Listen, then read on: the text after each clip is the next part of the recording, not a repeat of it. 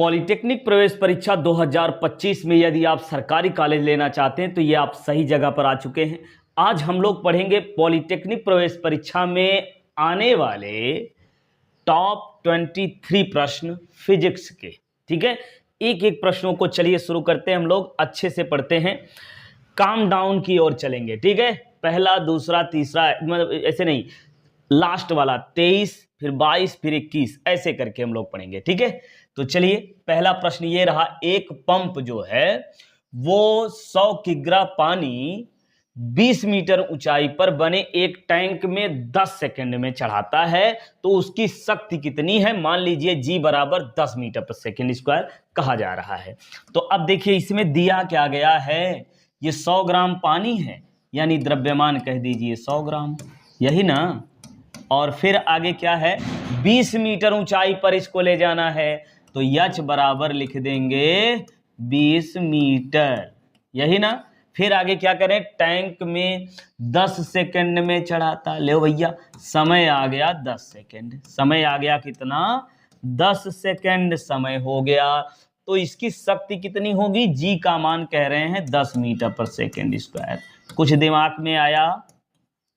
अब भैया पानी को चढ़ाने के लिए शक्ति की आवश्यकता है ना, तो शक्ति P बराबर होता है W/T, और W किया गया कार्य होता है, कार्य ऊर्जा के बराबर होता है। ऊपर ले जाना है तो स्थितिज ऊर्जा लगेगी, है कि नहीं? सुनिए, कार्य ऊर्जा के बराबर होता है, ऊपर ले जाने के लिए ऊर्जा जो लगेगी वो स्थितिज ऊर्जा के रूप में होगी, और स्थितिज ऊर्जा होती है mgh, और बटे T कर लो, यही सॉल्व कर लो, हो जाएगा आंसर। आप जो है इसको सॉल्व करके कमेंट बॉक्स में आंसर जरूर देना।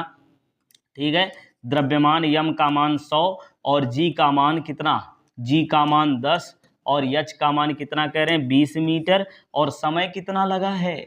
10 सेकंड। ये लो 10 से 10 काट दो भैया, तो P बराबर आ गया ये 100 आ जाएगा 2000 क्या वाट, यही हो गया इसका आंसर।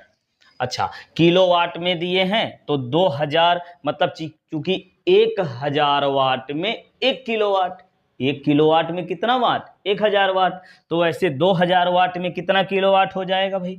2000 वाट में कितना किलोवाट? P बराबर हो जाएगा 2 किलोवाट। ये हो गया आपका आंसर भाई। ठीक है, ये आ गया आंसर।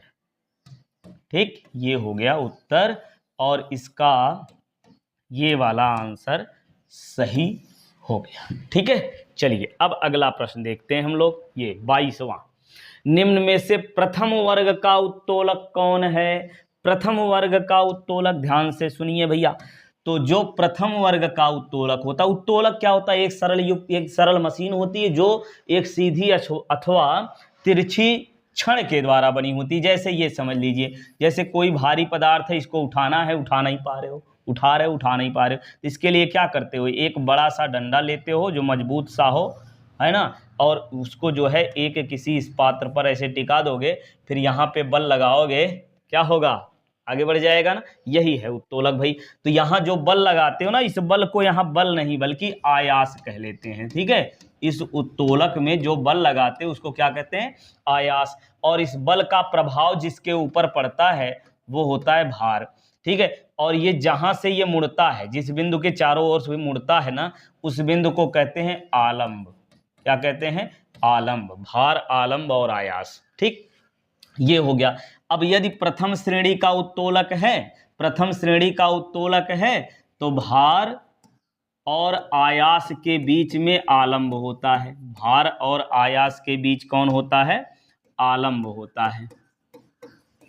ठीक, और द्वितीय श्रेणी का यदि उत्तोलक है, क्या है?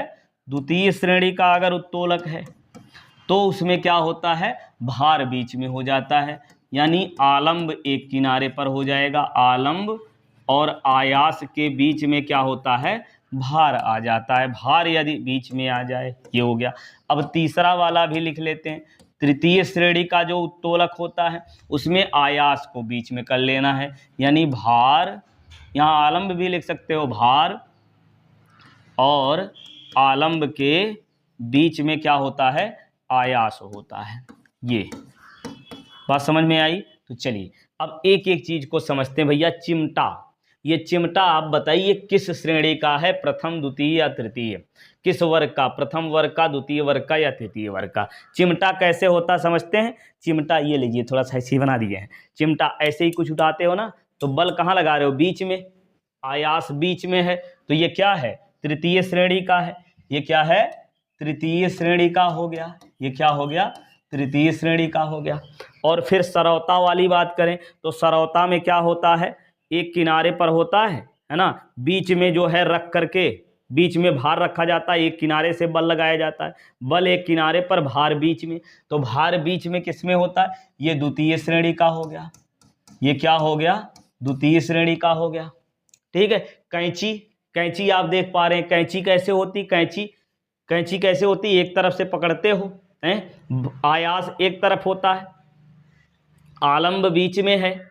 आलंब कहाँ है, कैंची के बीच में है, तो आलंब यदि बीच में है तो ये हो गया प्रथम वर्ग का, या हो गया प्रथम वर्ग का। ठीक है, कैंची में। और रही बात हल की, तो हल तो इस प्रकार से होता है, तो आयास इसमें बीच में लगाया जाता, आयास बीच में लगाया जाता, तो ये भी तृतीय वर्ग का है। तो ऐसे आप पहचान लेंगे किस वर्ग का है। देखिए अब याद करने की ट्रिक क्या है वो समझिए। आलंब पहले समझ लीजिए, आलंब भार आयास, बात खत्म। पहले आलंब जब बीच में होगा प्रथम, भार बीच में होगा द्वितीय, फिर आयास बीच में होगा तृतीय वर्ग का हो गया। आलंब भार आयास याद कर लो, क्या, आलंब भार आयास, एक दो बार बोल लो, आलंब भार आयास। आलंब बीच में प्रथम, भार बीच में द्वितीय, आयास बीच में तृतीय वर्ग का हो जाएगा। ठीक है, तो ऑप्शन कौन सा सही होगा, प्रथम वर्ग का कौन है, ये कैंची। ठीक, ये सी वाला करेक्ट आंसर होगा। तो चलिए अब 21वां प्रश्न देखते हैं। समांतर बलों की क्रिया रेखाएं कैसी होंगी भैया, लंबवत, समांतर, क्षैतिज या फिर एक ही दिशा में। तो भैया कह क्या रहे हैं, समांतर बलों की क्रिया रेखाएं। किसकी क्रिया रेखाएं, समांतर बलों की। तो समांतर बल है तो समांतर ही होगा ना। ठीक है, ये बी वाला हो गया। चलिए अगला प्रश्न लेते हैं अब हम। बल का आघूर्ण क्या कहलाता है, बल का आघूर्ण क्या कहलाता है। बल आघूर्ण होता है क्या, बल आघूर्ण, बल का आघूर्ण क्या होता है, ये होता है बल गुणे विस्थापन। चलिए ऐसे कर लेते हैं, टाउ बराबर एफ गुणे डी, और बल गुणे विस्थापन किसके बराबर होता है, किया गया कार्य के बराबर, या किए गए कार्य के बराबर, है ना। तो दिया है किया गया कार्य, लगा दो भैया सी वाला ऑप्शन, बलाघूर्ण। अरे भाई बाप, बल गुणे विस्थापन ना, बल गुणे विस्थापन कार्य नहीं होता क्या, होता है, बिल्कुल हो गया।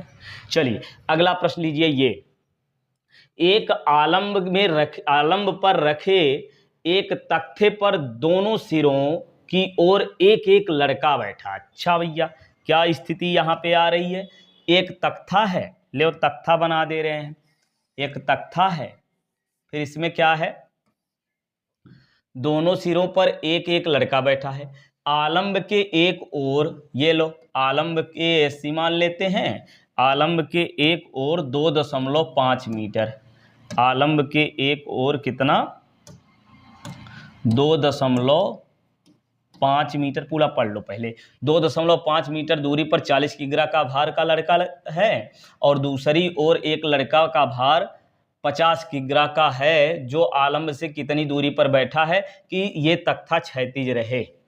समझ रहे हो, फिर से देखो, एक आलंब पर रखे एक तख्ते के दोनों सिरों पर एक एक लड़के हैं।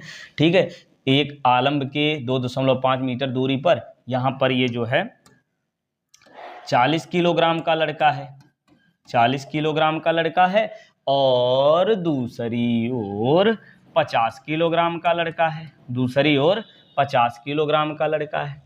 अच्छा, कितनी दूरी पर, टोटल लंबाई तो दिए नहीं है, तो पूछ क्या रहे हैं, आलंब से कितना, अच्छा इस आलंब से ये दूसरा वाला लड़का कितनी दूरी पर बैठे, कितनी दूरी पर बैठे कि ये संतुलन की अवस्था में रहे।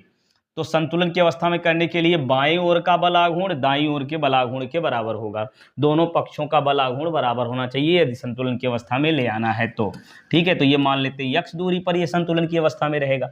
तो हमको निकालना क्या पड़ेगा, पहले तो हम निकालेंगे बाईं ओर या बाईं तरफ का आघूर्ण, लिखे या बल आघूर्ण, जो भी आपको अच्छा लगे लिख दीजिए, बल आघूर्ण, ये बल गुणे विस्थापन।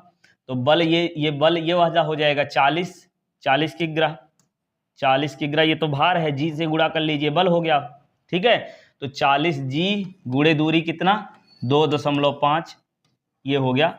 अब फिर इसके बाद निकाल लीजिए दाईं ओर का बल आघूर्ण, दाईं ओर का बल आघूर्ण। तो दाईं ओर का बल आघूर्ण कितना हो जाएगा, ये आ गया 50 जी, और गुणे ये दूरी कितनी है यक्स, यही दोनों बराबर कर लो। संतुलन की अवस्था में दोनों बराबर होंगे, यहाँ आप लिखोगे संतुलन की अवस्था में, संतुलन की अवस्था में क्या होगा, ये दोनों बराबर होंगे। पहले इसको लिख दे रहे हैं 50 जी गुणे यक्स बराबर 40 जी गुणे 2.5। तो ये जी से जी काट दो, एक तो जीरो से जीरो काट दो भैया, तो यहाँ बचा 5x बराबर 2.5 गुणे 4। ठीक, तो यहाँ से यक्स बराबर आएगा 2.5 गुणे 4 और बटे में 5, 5 पचे 25, 0.5 आया, तो यक्स बराबर 5 चौक 20 और एक अंक पर दशमलव लगा दीजिए, ये आ गया 2 मीटर ना, हाँ 2 मीटर। तो ऑप्शन कौन सा, ए वाला करेक्ट हो गया भैया आंसर इसका ये। चलिए अब अगला प्रश्न देखें, समझ में आ गया होगा है ना। क्या है कि तख्ते के दोनों ओर एक लड़का एक तरफ 40 किलोग्राम का, दूसरी ओर 50 किलोग्राम का है। कह रहे हैं आलम्ब से 2.5 मीटर दूरी पर ये वाला है, तो दूसरा वाला 50 वाला कितनी दूरी पर होगा, इसको यक्स मान लिए, दोनों ओर बल आघूर्ण निकाल के बराबर कर दिया, हो गया। ठीक, चलिए अगला प्रश्न अब ये लगाइए, दो वस्तुओं के द्रव्यमान 5 किग्रा व 4 किग्रा हैं। यदि दोनों वस्तुओं को एक दूसरे से 6 मीटर दूरी पर रखा जाए तो उनके द्रव्यमान केंद्र की स्थिति 4 किग्रा वाली वस्तु से कितनी दूरी पर होगी। द्रव्यमान केंद्र की स्थिति 4 किग्रा वाले वस्तु से कितनी दूरी पर होगी। अच्छा भैया, तो चलिए देखते हैं करना क्या है यार इसमें, सोचो सोचो सोचो। करना क्या है, दो वस्तुओं के द्रव्यमान 5 किग्रा व 4 किग्रा हैं। यदि दोनों वस्तुएं 6 मीटर दूरी पर स्थित हैं, ले भैया 6 मीटर की दूरी ले लो, ये दूरी हो गई 6 मीटर की दूरी पर है। एक तरफ ये 4 किग्रा का है, 4 किलोग्राम का है, दूसरा है 5 किलोग्राम का, यही ना। अब कह रहे हैं 4 किलोग्राम वाले से कितनी दूरी पर होगा द्रव्यमान केंद्र। अब द्रव्यमान केंद्र मानने के लिए देखिए, द्रव्यमान केंद्र की स्थिति वह संपूर्ण द्रव्यमान जहां पर जिस बिंदु पर केंद्रित होता है उसी को द्रव्यमान केंद्र कहते हैं। और द्रव्यमान केंद्र की परिभाषा आपने पढ़ा है, यक्स सी एम बराबर क्या होता है, यम1 यक्स2। नहीं पढ़े हो तो आप पढ़ लो, यम1 यक्स1 होता है इसमें, वो तो यम1 यक्स1 प्लस यम2 यक्स2 बटे यम1 प्लस यम2, ये होता है भैया द्रव्यमान केंद्र। तो यक्स1 y1 यक्स2 y2 कैसे मिलेगा, इसके 4 वाली वस्तु से निकालना है ना, तो यहाँ 0 0 इसको मान लेंगे, तो ये दूरी 6 है, तो यक्स अक्ष पर चली गई दूरी 6, 0, ये हो गया। तो यहाँ से मिलेगा यक्स1 y1 बराबर ये कितना 0 0 हो गया, और यक्स2 y2 बराबर कितना हो गया 6 और 0, यम1 का मान हो गया 4 किलोग्राम है, और यम2 का मान कितना हो गया 5 किलोग्राम। बस यही वैल्यू रख दीजिए, आ जाएगा द्रव्यमान केंद्र। ठीक है, और इसको रख करके आप चलिए लगा देते हैं। यम1 का मान कितना लिखेंगे 4, और यक्स1 0, यम2 5, यक्स2 6, और बटे यम1 प्लस यम2 यानी 4 धन 5, तो कितना हो गया, तो 0 हो गया। और ये हो जाएगा 5 गुणे 6 बटे 9, 3 से काटिए, 3 तिया 9, 3 दूनी 6, तो ये 5 दूनी 10 बटे 3, तो आएगा 3.33। ठीक, तो द्रव्यमान केंद्र से ये दूरी कितनी आ गई 0.33 मीटर, इतना मीटर हो गया। ठीक है, आसान है, आसान। चलिए अगला प्रश्न लगाइए भैया, ध्यान से पढ़ेंगे बड़ी आसानी से सब कर लेंगे। चलिए अगला प्रश्न लीजिए, क्या कह रहे हैं इसमें, क्या कह रहे हैं भैया, ये बल आघूर्ण, ये तो टाउ होता है ना, बल आघूर्ण टाउ बल एफ में संबंध। अच्छा बताइए, ये तो आप लोग कमेंट बॉक्स में इसका आंसर बताएंगे। ये टी जो लिखे हैं ना, इसको टाउ समझिएगा भैया, ठीक है।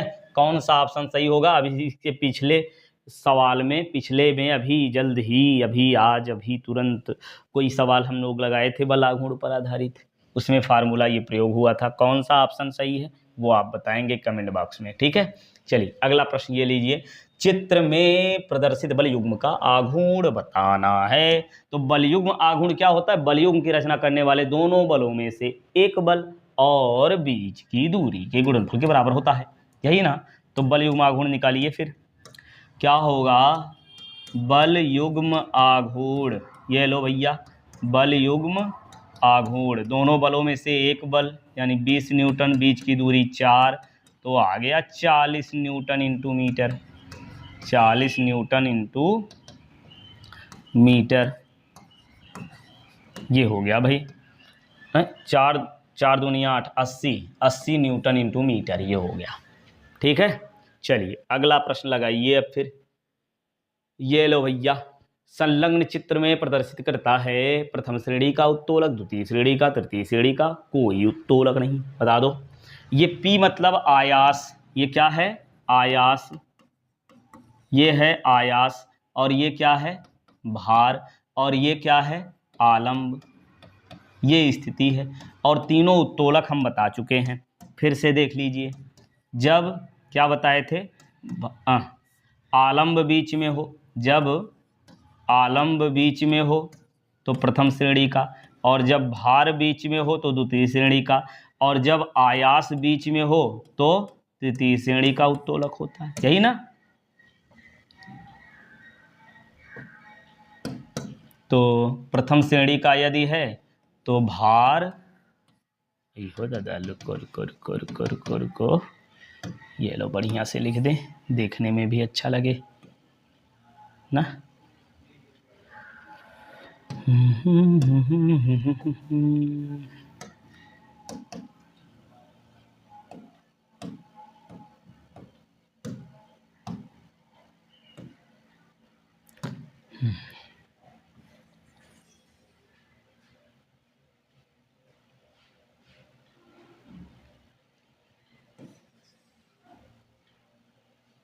चलिए अब इन तीनों को कम से लिख दीजिए। प्रथम वाले में क्या होगा, भार, आलंब, आयास, ठीक है, आलंब बीच में हो गया, फिर आलंब, भार, आयास। अब भैया ये याद नहीं करना, आयास को इधर भी लिख सकते हो, इधर भी, है ना, दोनों ओर चाहे जैसे। आयास इसमें देखिए, आलंब को आगे कर लो, भार को पीछे, या भार को आगे, आलंब को पीछे, आयास बीच में होना चाहिए। ये प्रथम वर्ग का हो गया, द्वितीय वर्ग का हो गया, ये तृतीय वर्ग का हो गया। अब तो आपको ऑप्शन समझ में आ गया होगा कौन सा सही होगा। इसमें भार बीच में है, भार बीच में है, तो ये देखिए, भार जब जब जब आलंब बीच में हो तो प्रथम वर्ग का, प्रथम श्रेणी का, जब भार बीच में हो तो द्वितीय श्रेणी का, जब आयास बीच में हो तो तृतीय श्रेणी का होता है। उत्तर समझ में आपको आ गया होगा, कमेंट बॉक्स में ज़रूर बताइए, और साथ में ये भी बताइए कि आपको कैसा लग रहा है पढ़ के, चीज़ें समझ में आ रही हैं कि नहीं आ रही हैं, ठीक है, कैसा पढ़ाया जा रहा है, ये चीज़ें क्या हैं, कैसे समझ में आ रही हैं। चलिए अगला प्रश्न लीजिए, ये रहा, 20 मीटर लंबी है एक क्षण, लो भैया एक क्षण बना लेते हैं, 20 मीटर लंबी, ये 20 मीटर लंबी क्षण हो गई। कितनी लंबी है, 20 मीटर लंबी क्षण है। फिर कह रहे हैं इसके दोनों अंतों पर 8 किग्रा तथा 12 किग्रा के भार लटक रहे हैं, लटका दें क्या। चलिए पूरा पढ़ लो पहले। यदि क्षण का भार 6 किग्रा है तो संतुलन बिंदु 12 किग्रा भार से कितनी दूरी पर होगा।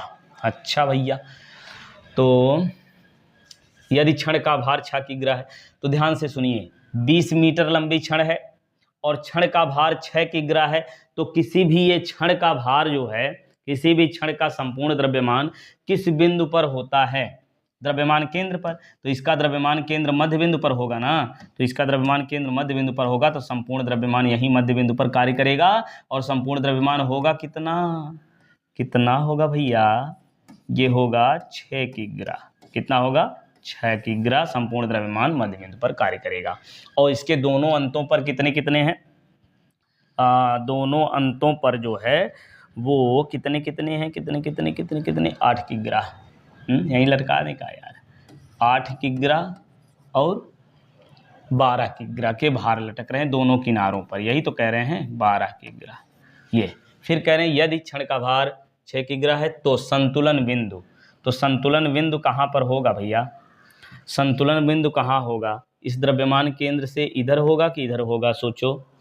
इधर, अगर इधर कहीं होगा नहीं होगा, ये तो द्रव्यमान ज़्यादा है ना, इधर कहीं कर लें तो यहाँ से मान लेते हैं यक्स मीटर दूरी पर, कितना यक्स मीटर दूरी पर यहाँ पर ये द्रव्यमान, ये संतुलन बिंदु है C, ठीक। अब अगर ये दूरी यक्स है तो पूरी टोटल दूरी 20 है, तो ये मध्य बिंदु होगा, तो इधर ये 10 और ये इधर भी 10। अभी हमने बताया ना कि संपूर्ण द्रव्यमान केंद्र पर कार्य करता है, तो पूरा टोटल 20 है, तो आधा इधर 10 आधा इधर 10 हो जाएगा। तो मध्य बिंदु से यक्स दूरी पर यहाँ पर मान लेते हैं संतुलन की अवस्था में हो जाती है, मतलब यहाँ पे कोई आलम्ब लगाएं ऐसे, ठीक है, तो ये टिका रह जाएगा, है ना जी ना, इधर कहाँ होगा।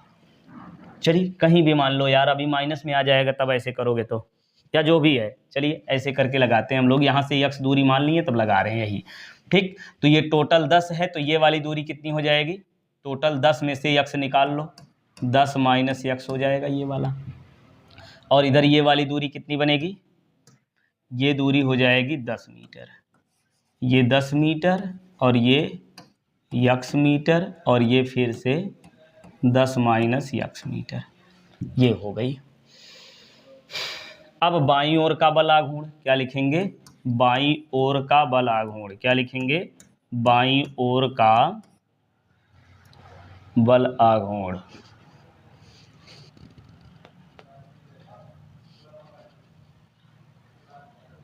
बाईं ओर का बल आघूर्ण, ये फिगर गड़बड़ बन गया यार ना।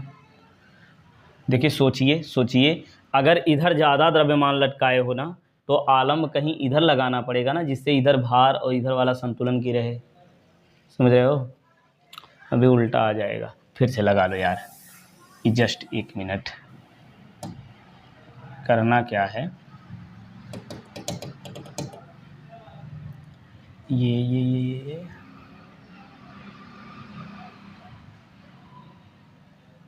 चल इतना है ना।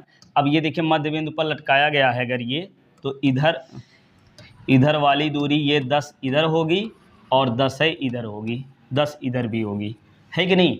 अब संतुलन बिंदु इधर कहीं आएगा ना, यहाँ कहीं, तो संतुलन बिंदु यहाँ C मान लेते हैं, और ये मध्य बिंदु से पूछ रहे हैं ना कि 12 किग्रा भार से कितनी दूरी पर, 12 किग्रा वाले से इधर यक्स मान लेते हैं, 12 किग्रा से कितनी दूरी पर है तो इसको यक्स मान लेते हैं, तो इधर कितना बनेगा, टोटल 10 में से यक्स निकाल लीजिए, ये आएगा 10 माइनस यक्स, और फिर इधर वाली C से ये वाली दूरी कितनी होगी, C से ये वाली दूरी कितनी होगी भैया, ये C से ये वाली दूरी, तो टोटल 20 है, 20 में से इतना यक्स निकाल लो, टोटल 20 है, 20 में से यक्स निकाल लो, ये C से दूरी मिल जाएगी, तो ये कर दे रहे हैं 20 माइनस यक्स, बस खत्म। अब C के बाईं ओर का बल आघूर्ण दाईं ओर के बल आघूर्ण के बराबर होगा, वही कर लीजिए। देखिए इधर बाईं ओर का बल आघूर्ण कितना होगा, 8 गुणे कितना, ये आएगा 8 गुणे इधर ये वाली दूरी 20 माइनस यक्स, और धन दूसरा द्रव्यमान कितना 6 किलोग्राम, तो 6 गुणे 10 माइनस यक्स, इधर वाला बल आघूर्ण दोनों हो गया। देखिए 8 किलोग्राम और इस C से दूरी कितनी 20 माइनस यक्स, द्रव्यमान गुणे दूरी, बल गुणे दूरी ना, तो यहाँ G भी लगा लो, G लगाओगे तो बल के बराबर होगा, 8 गुणे G ये बल हो जाएगा गुणे दूरी। अब वैसे ये 6 गुणे G करोगे, ये बल हो गया गुणे इसकी वाली 6 वाली दूरी 10 माइनस यक्स, इधर बाईं ओर का हो गया।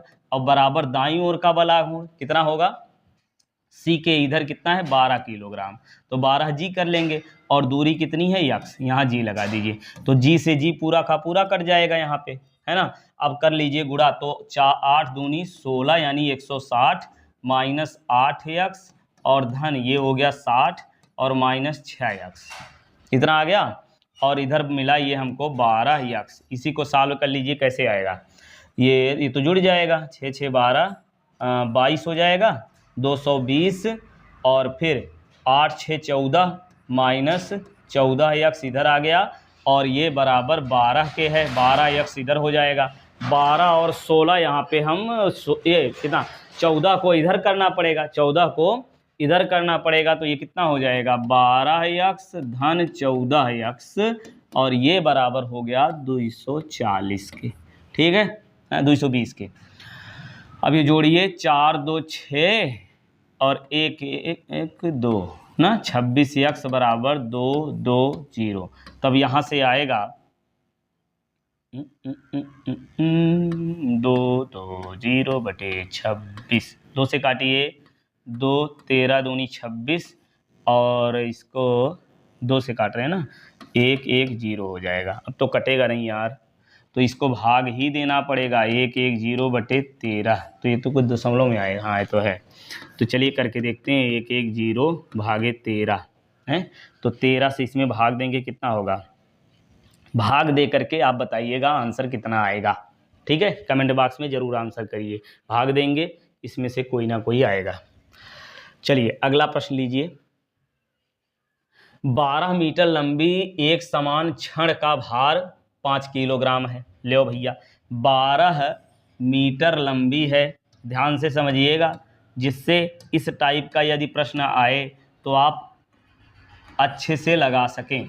12 मीटर लंबी एक समान छड़ है का भार 5 किलोग्राम है, तो अब अगर इसका भार 5 किलोग्राम है तो ये भार बीच में कार्य करेगा कि नहीं करेगा? भार जो है द्रव्यमान केंद्र पर कार्य करता है और द्रव्यमान केंद्र इसके मध्य बिंदु पर होता है, तो ये 5 किलोग्राम इधर ये मध्य बिंदु पर कार्य करेगा, है कि नहीं। अब दोनों सिरों पर 10 किग्रा और 15 किग्रा के भार लटके, ले लटका दो भार। इधर कितना 10 किग्रा का भार लटका है और दूसरी ओर कितना 15 किग्रा का भार लटके हैं। अब क्षण जिस बिंदु पर संतुलन होगी उसकी मध्य बिंदु से दूरी, ध्यान दो, ये मध्य बिंदु तो ये है, अगर ये मध्य बिंदु है तो इधर वाली दूरी कितनी हो जाएगी 6 मीटर है भाई, मध्य बिंदु है ना, तो संपूर्ण द्रव्यमान मध्य बिंदु पर होगा, संपूर्ण द्रव्यमान 5 किलोग्राम का है, तो ये 6 हो गया, तो इधर कितना हो जाएगा 6 हो जाएगा, समझ गए। और फिर पूछ के आ रहे हैं क्षण जिस बिंदु पर संतुलित होगी उसकी मध्य बिंदु से दूरी। अब वो संतुलन वाला बिंदु कहाँ होगा, मतलब ये कह रहे हैं हम कि ये जो क्या बोलते हैं आलम्ब जो होगा जिसके परिता घूमेगी ये क्षण, उस वो बिंदु कहाँ होगा, ये पहले वाले में दूसरे वाले में, इसको सोचना है थोड़ा सा। तो क्या इधर वाला भार ज़्यादा तो इधर होगा, है कि नहीं, किधर होगा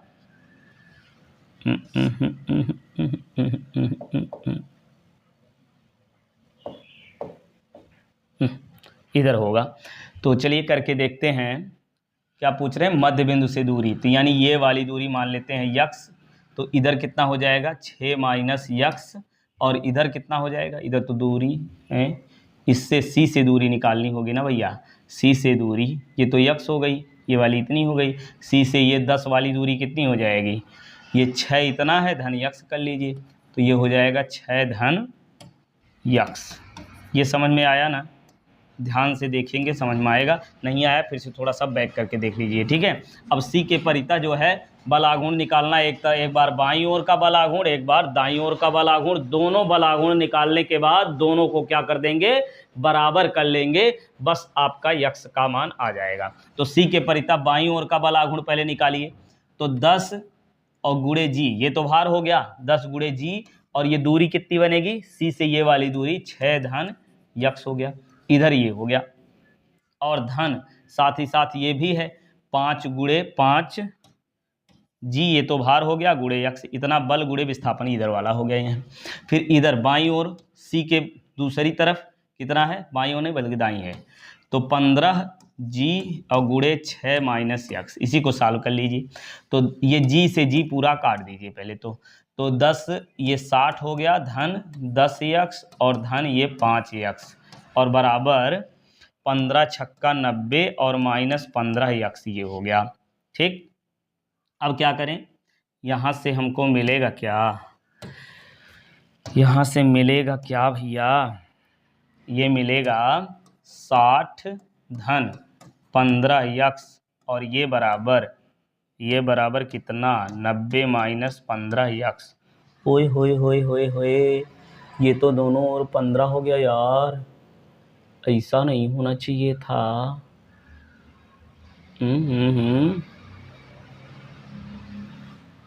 तो 0 हो जाएगा यार।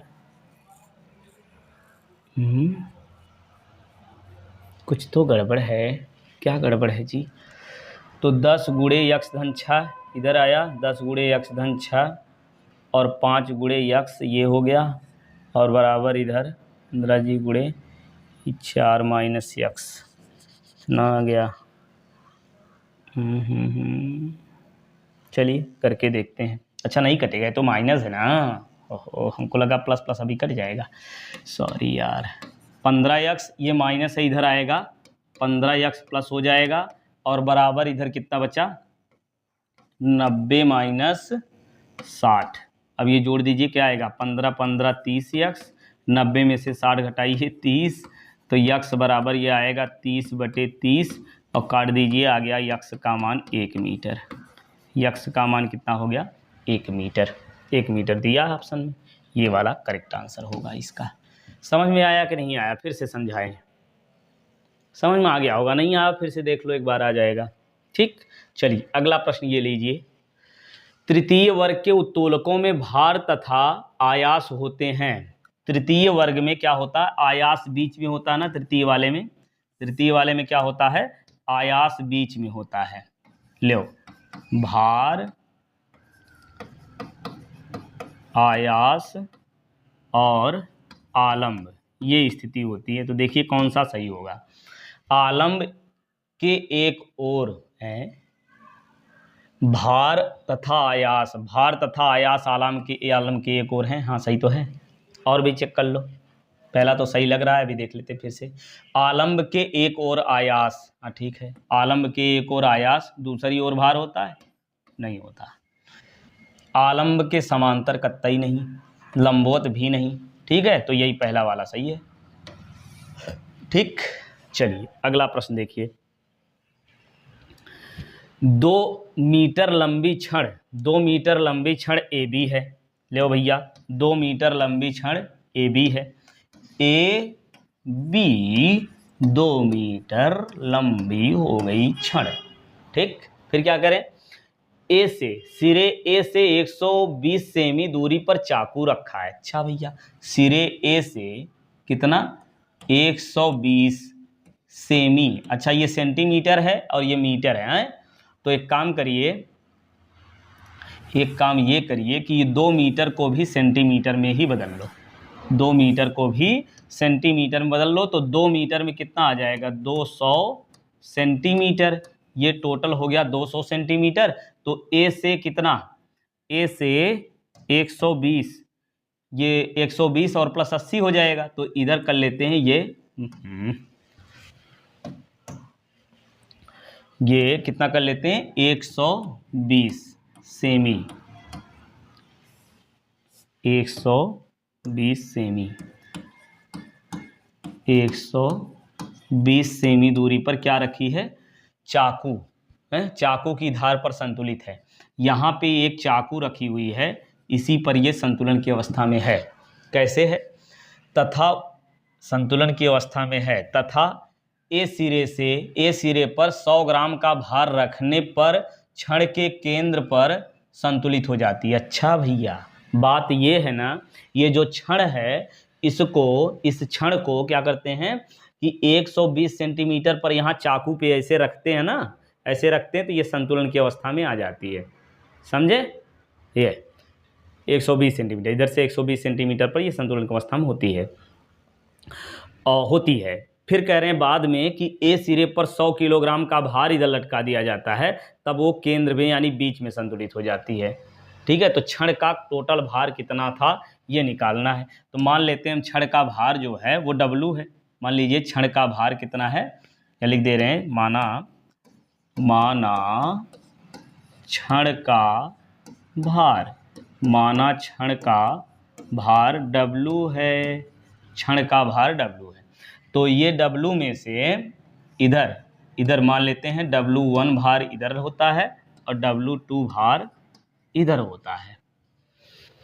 तो ये संतुलित अवस्था में है। तो ये है 120, तो इधर वाला दूरी कितनी आएगी 80 आएगी, है कि नहीं? अरे भैया टोटल 200 है ना, तो टोटल 200 है, तो इधर 120, तो इधर में कितना जोड़ोगे तो 100 200 हो जाए, 80 इधर हो जाएगा। अब यही सॉल्व कर लीजिए, बाईं ओर का बलागुण दाईं ओर के बलागुण के बराबर होगा।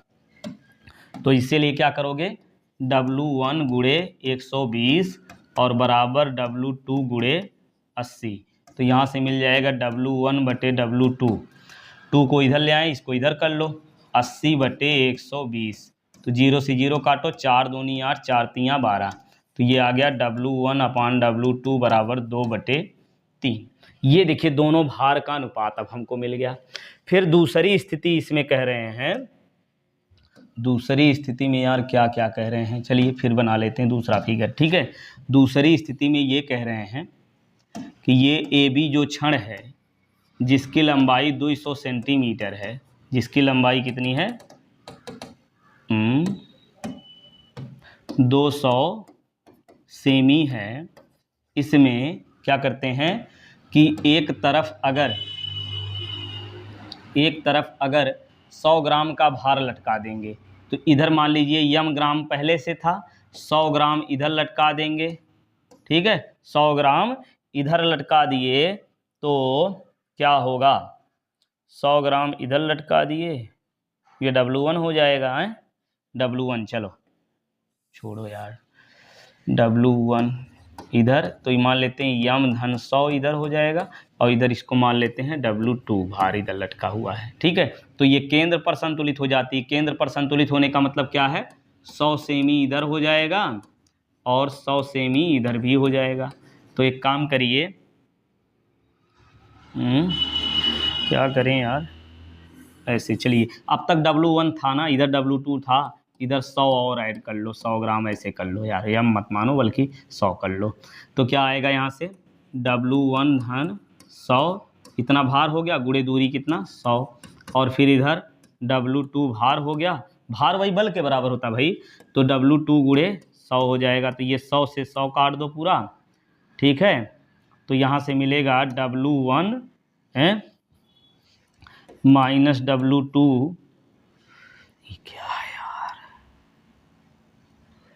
रुको, W1 प्लस 100 बराबर W2, ये मिला, और यहाँ से हमको मिला W1 अपान W2। तो इसकी सहायता से दोनों मान निकालना है, तो काम करिए W2 से भाग दे दीजिए इसमें ना, W2 से अगर भाग दे देंगे तो क्या मिलेगा, W1 बटे W2 और धन 100 बटे W2 और बराबर 1, ये हो गया। W1 अपान W2 का मान कितना, 2/3 रख लो, कितना रख दें, 2/3 रख दीजिए। तो ये आएगा 2/3 धन 100 बटे W2 बराबर 1। तो ये आ गया 100 बटे W2 बराबर 1 माइनस 2/3। तो ये आ गया 100 बटे W2 बराबर 3 माइनस 2/3। तो ये हो गया 100 बटे W2 बराबर 1/3। तो ये W2 बराबर आ गया 300 किलोग्राम। कितना आ गया, 300 किलोग्राम। W2 का मान 300 किलोग्राम। अब यही यहाँ पे रख दीजिए या कहीं भी रख लीजिए, यहीं रख दीजिए, चाहे यहाँ रख दीजिए, W2 बराबर यहाँ रख लो आराम से, ठीक है। इसको समीकरण 2 बना लो और इसको समीकरण 1 बना दो, और यहाँ कह भी लेना समीकरण 1 से, समीकरण 1 से, ठीक है। तो अब क्या करें, समीकरण 2 में W2 का मान रखिए, तो W1 का मान कितना आ जाएगा, W1 धन 100 बराबर W2 यानी 300। तो W1 बराबर आएगा 300 माइनस 100, तो W1 का मान आ गया 200 किलोग्राम। ले भैया, एक तरफ 200 किलोग्राम है, दूसरी तरफ 300 किलोग्राम है, तो क्षण का भार कितना है, 300 धन 200, टोटल मिला के W होगा ना, कुल भार W है, तो ये W बराबर कितना बनेगा, W1 प्लस W2 यानी 3 2 5 500 हो जाएगा, ठीक है। चलिए ये 500 किलोग्राम हो गया। समझ में आया कि नहीं आया, एक तरफ देखिए W1 भार लग रहा है, दूसरी तरफ W2, तो कुल भार कितना होगा, कुल भार कितना होगा, इसमें लगने वाला प्रतिक्रिया बल W बराबर W1 प्लस W2 यानी 100 धन 200 200 धन 300 कितना आएगा 500, ठीक। चलिए उम्मीद है समझ में आ गया होगा, है ना, समझ में आया ना? बिल्कुल आया होगा, बहुत अच्छे। चलिए, नहीं आया फिर से देख लो यार, एकदम एक एक लाइन स्पष्ट तरीके से बताया है। चलिए अगला ये लगाइए, 1.5 मीटर लंबे एक खंभे के एक सिरे से 60 सेमी दूरी पर, खंभे के एक सिरे से 60 सेमी दूरी पर 150 किग्रा का भार लटकाया गया है। चलो भैया लटकाओ, क्या करना है। 1.5 मीटर 1.5 मीटर लंबा खंभा है, एक सिरे से 60 सेमी दूरी पर। अच्छा 150 मीटर है ना, तो इसको सेमी में बदल दो यार।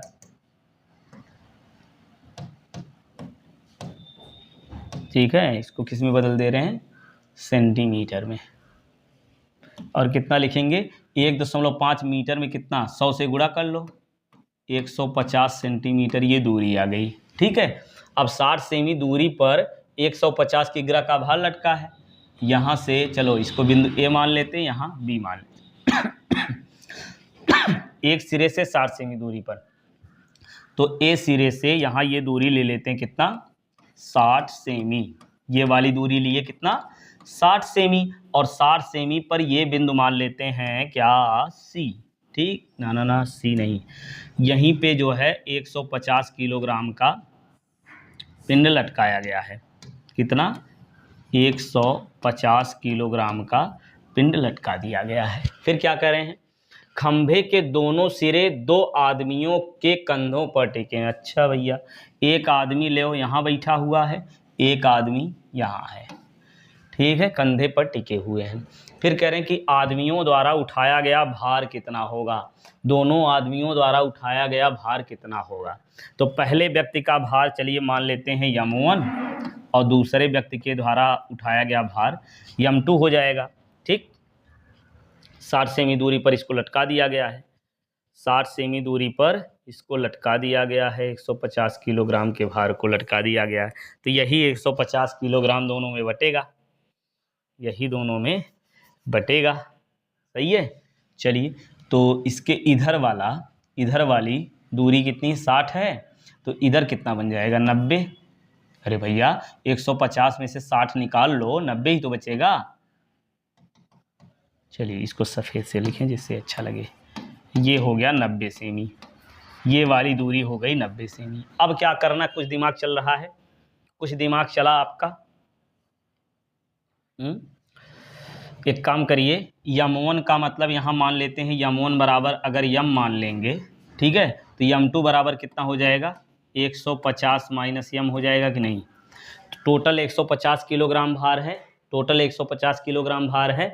तो जिसमें से यम ग्राम मान लेती है, ये इधर आया यम, इसमें से तो इतना भार इस पहले वाले व्यक्ति के कंधे पर आ रहा है, तो दूसरे व्यक्ति के कंधे पर कितना आएगा, 150 में से यम कम कर लो, तो दोनों तरफ के भार मिल गए, दूरी मिल गई। तो बला गुण दोनों तरफ निकाल करके लगा दीजिए, कितना, यम भार लग रहा है तो यम गुणे जी कर लीजिए, बल हो जाएगा, और गुणे 60 ये हो गया। और इधर कितना बन रहा है, 150 माइनस यम, ये द्रव्यमान हो गया, गुणे जी कर लो, तो द्रव्यमान इतना बल हो गया, और ये वाली दूरी कितनी हो जाएगी, 90 हो जाएगी। लो भैया 90 कर लो, जी से जी पहले तो उड़ा दो। ठीक है, तो यहाँ आया 60 यम बराबर कितना, ये आ गया 90 गुणे 150 माइनस यम। अब इसको सॉल्व करिए, तो 60 यम बराबर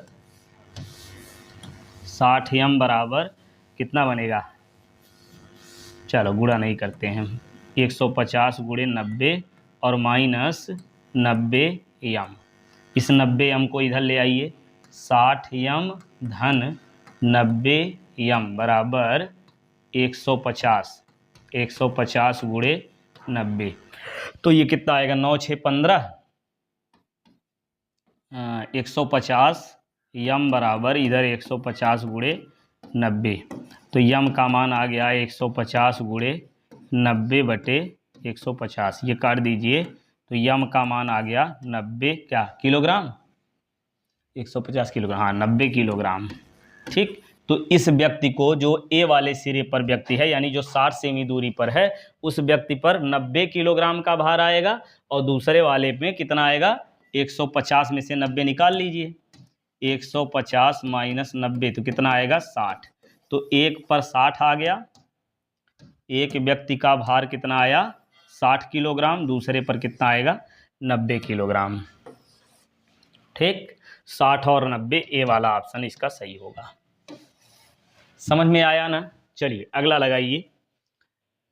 ये लीजिए, एक त्रुटिपूर्ण तराजू के पलड़ों में एक पिंड का क्रमागत रूप से रखने पर उसका भार, क्रमागत रूप से रखने पर उसका भार जो है कितना आता है। इसमें कह रहे हैं W1 बराबर 6.4 और W2 बराबर 10 ग्राम। ठीक, ये हुआ। तो पिंड का सही भार कितना है, त्रुटिपूर्ण तराजू है, त्रुटिपूर्ण तराजू है, हाँ? तो इसमें इसका मतलब वो दंड की लंबाई कम ज्यादा है। तो दंड की लंबाई यदि कम ज्यादा, देखिए पलड़े का भार यदि अलग अलग है, तराजू त्रुटिपूर्ण है और पलड़े का भार अलग अलग है, तो तुल्य भार होता W1 + W2/2। ठीक है, जब पलड़ों का भार अलग अलग हो, पलड़ों का भार अलग हो, पलड़ों के भार में त्रुटि जब हो तब ये बात होती है। और जब इस दंड की लंबाई में त्रुटि हो, यह मध्य बिंदु पर ना हो, तब W बराबर होता है √W1 × W2। ठीक है, तो जब तक प्रश्न में कहे ना कि पलड़ों का भार अलग अलग है, पलड़ों के भार में त्रुटि है, तब तक आप यही मान के चलेंगे कि तुला की लंबाई में त्रुटि है, उसकी क्षण की लंबाई में त्रुटि है, तब यही वाला फार्मूला लगाते जाइए। ठीक है, तो क्या करेंगे, W बराबर √W1 × W2। तो ये आएगा कितना, ये मिलेगा 6.4 × 10 और ये गुणा कर लीजिए, आ गया 64। 8 × 8 = 64 होता है ना, तो 8 × 8, तो यहाँ से W बराबर आएगा 8 क्या, 8 ग्राम ना, हाँ 8 ग्राम ये होगा। ऑप्शन में है ना डी वाला करेक्ट आंसर होगा। चलिए अब अगला प्रश्न हम लोग देखते हैं। ये एक समदंड 2 मीटर लंबा है, एक समदंड 2 मीटर लंबा है, एक समदंड जो है वो 2 मीटर लंबा, ले 2 मीटर लंबा बना दो, 2 मीटर, हाँ 2 मीटर लंबा है। जब एक सिरे पर 40 किग्रा का भार लटकाया जाता है तो उसे 20 सेमी दूर बिंदु पर संतुलित हो जाता है। दंड का भार ज्ञात कीजिए। अच्छा भैया, तो दंड का भार निकालना, तो मान लेते हैं इसका संपूर्ण द्रव्यमान केंद्र में ही कार्य करेगा ना, संपूर्ण द्रव्यमान कहाँ कार्य करेगा, केंद्र पर। और 20 सेंटीमीटर की बात कर रहे हैं, तो अगर 20 सेंटीमीटर की बात कर रहे हैं तो इस पूरी दूरी को क्या मान लें यार, रुकिए फिर से एक बार समझिए। अच्छा इसमें पूछ रहे हैं दंड का भार ना, तो दंड का भार, संपूर्ण भार इसका कहाँ कार्य करेगा। अब तक तो आप समझ गए होंगे कि संपूर्ण द्रव्यमान कहाँ कार्य करता है, कमेंट बॉक्स में बताओ कि संपूर्ण द्रव्यमान इस क्षण का कहाँ कार्य करेगा, इसके द्रव्यमान केंद्र पर यानी मध्य बिंदु पर। ठीक है, तो मध्य बिंदु पर कार्य करेगा। टोटल लंबाई जो है 200 मीटर हो जाएगी, 200 सेंटीमीटर हो जाएगी, क्योंकि कह रहे हैं 2 मीटर ना, तो टोटल हो जाएगी 200 सेंटीमीटर। तो इसका आधा इधर हो जाएगा 100 सेमी और इधर भी हो जाएगा 100 सेमी, ये हो गया।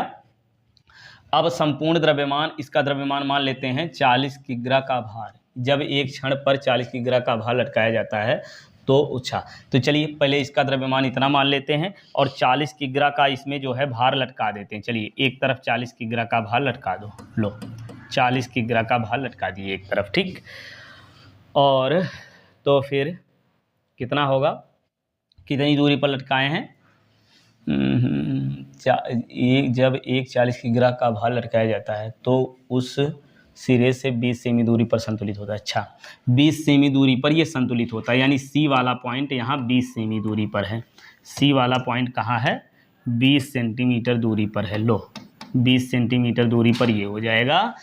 और इस यम द्रव्यमान की दूरी कितनी बन जाएगी, यम द्रव्यमान की दूरी कितनी बन जाएगी यार, ये 80 हो जाएगी क्या, है ना 80 हो जाएगा। पूरा टोटल इतना 100 है, उसमें से 20 निकाल दो, ये 80 हो जाएगा। और सी से ये वाली दूरी कितनी हो जाएगी, 100 ये 80 ये, या पूरा ऐसे समझ लीजिए पूरा टोटल 200, 200 में से 20 निकाल लीजिए तो ये आएगा 180 सेंटीमीटर। सी से इस द्रव्यमान की दूरी कितनी बन जाएगी, 180। ठीक, तो इतना ये हो गया। अब इसमें हमको करना क्या है, इतने तो ये संतुलन की अवस्था में आ जाता है ना। 80 किलोग्राम कितना द्रव्यमान इधर लगेगा, ये पूछ रहे हैं। टोटल मिला कितना, तो ये इधर 180 का काम है नहीं यहाँ पे। ठीक है, इतने तो इधर वाला संतुलित हो जाएगा, इधर संतुलित हो जाएगा। संपूर्ण द्रव्यमान इस क्षण का तो यही कार्य कर रहा है ना, तो ये हो जाएगा यम गुणे कितना 80 बराबर, और इधर 40 गुणे कितना 20। बस हो गया, ये तो हो गया यार, है।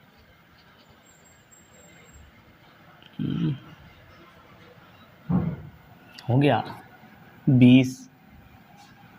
कुछ तो गड़बड़ है, फिर से देखो। यम गुणे 80 और इधर द्रव्यमान, अच्छा ये 40 जी गुणे 20 है ना, ये हो जाएगा। तो जी से जी काटिए, ठीक है। तो यम बराबर कितना आएगा, 4 दूनी 8, 4 दूनी 8 और 2 जीरो लिखिए और बटे 80, ये जीरो काट दीजिए, 8 काट दीजिए, तो यम बराबर कितना आ जाएगा 10 किग्रा। ठीक है, तो संपूर्ण द्रव्यमान इसका इस क्षण का कितना है 10 किलोग्राम। ठीक, चलिए अगला प्रश्न लगाइए। ये 3 मीटर लंबी वर्गाकार धरन जो सिरों पर शुद्ध लंबित है, सिरों पर शुद्ध लंबित है, पर सोपान के मध्य एक भार लगा है। धरन की गहराई व्यंजक, गहराई का व्यंजक 0.012 यम घाते 1/3 से ज्ञात की जाती, जहां यम सोपान के मध्य बल आघूर्ण है। यम क्या है इसमें, बल आघूर्ण है। और धरन की अनुप्रस्थ काट 9 गुणे 9 गुणे 9 तक सीमित हो, तो वह भार जो धरन वहन कर सकती वह होगा। हाँ भैया, ये कहा 3 मीटर लंबी वर्गाकार धरन है। लो 3 मीटर लंबी वर्गाकार धरन बना लेते हैं। ये लो कितना है, 3 मीटर लंबी वर्गाकार धरन है। ये है 3 मीटर, ये भी 3 मीटर और ये भी 3 मीटर। चलिए बहुत इतना धरन है जो शुद्ध लंबित है, सोपान के मध्य एक भार लटका हुआ है। ठीक है, इसके मध्य भाग में एक भार लटकाया गया है। ये लो, यहाँ से मध्य भाग में एक भार लटकाया गया है, भार लटकाया गया है।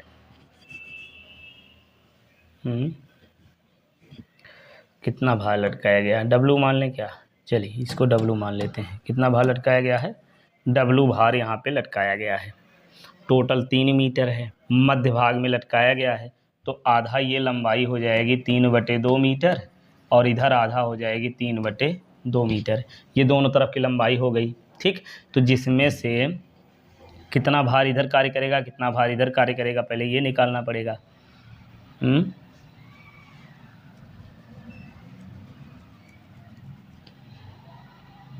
चलिए इधर मान लेते हैं W1 भार लगा, इधर लिख देते हैं कितना, W1 भार इधर लगा और W2 भार इधर लगा। क्या हुआ, इधर कितना भार लगा, W1 इधर और W2 इधर। ठीक, तो ये W1 W2 मिलकर के पूरा W के बराबर होगा, हैं। तो एक काम करिए, दोनों तरफ के बल आघूर्ण निकाल लीजिए, एक बार बाईं ओर एक बार दाईं ओर। तो कितना बनेगा, 3/2 W1 बराबर ये भी हो जाएगा 3/2 W2।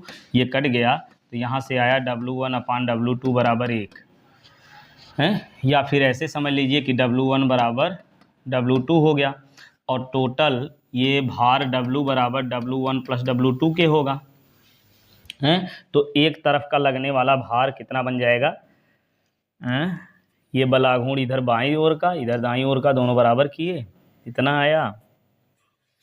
तो यहाँ से ये दोनों बराबर हो जाएंगे भैया, तो W1 बराबर भी होगा W/2 के और W2 भी बराबर होगा W/2 के। भैया आधा आधा है तो वही हो जाएगा ना, इतना ये मिल गया।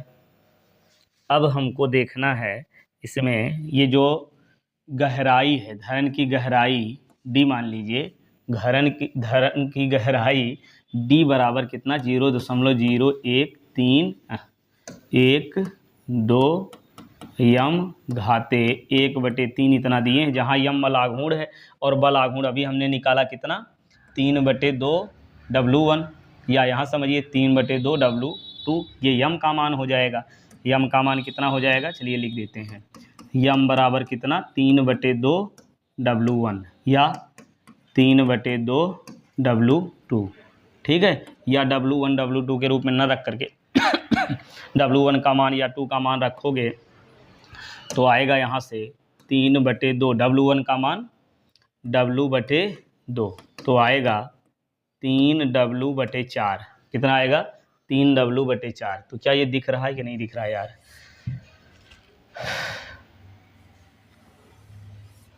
चलिए यहाँ से लिख दे रहे हैं, यम बराबर कितना, 3/2, W1 का मान कितना, W/2, तो यम का मान आ जाएगा 3W/4। ये यम का मान आ गया। अब गहराई D, ठीक है, गहराई अनुप्रस्थ काट कितना, 9 × 9 किए हैं ना, तो गहराई D का मान 9 हो जाएगा। चलिए एक लाइन और लिख देते हैं, D बराबर 0.012 यम पूरे की घात 1/3 इतना है। तो D बराबर आएगा, D का मान 9 रख दे रहे हैं, ठीक है, 9 होगा ना, लंबाई चौड़ाई वही 9 है तो 9 हो जाएगा गहराई। तो 0.012 यम का मान लिखेंगे यहाँ पे 3W/ कितना 4, ठीक है, और घात 1/3 है तो इधर आएगा घात 3 हो जाएगा।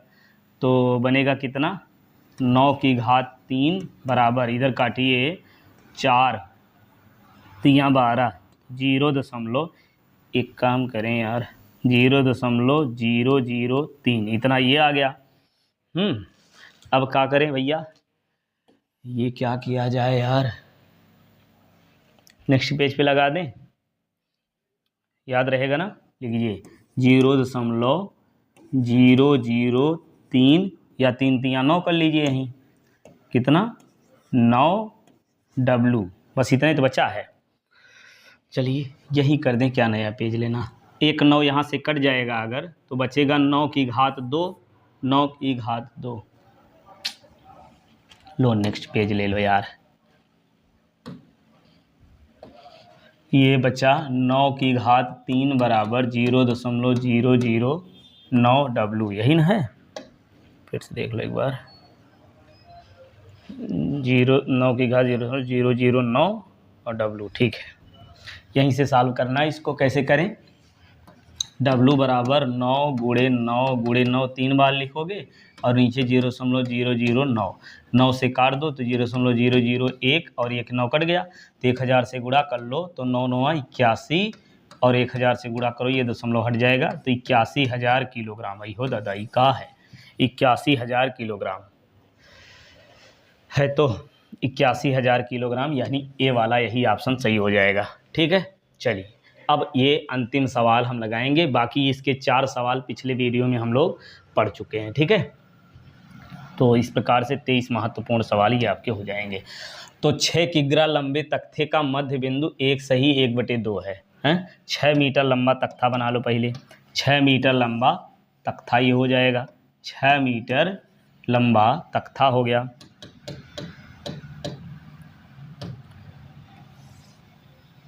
ठीक, ये हो गया 6 मीटर लंबा तख्ता, देखिए, चल A B और ये करिए 6 मीटर लंबा तख्ता हो गया।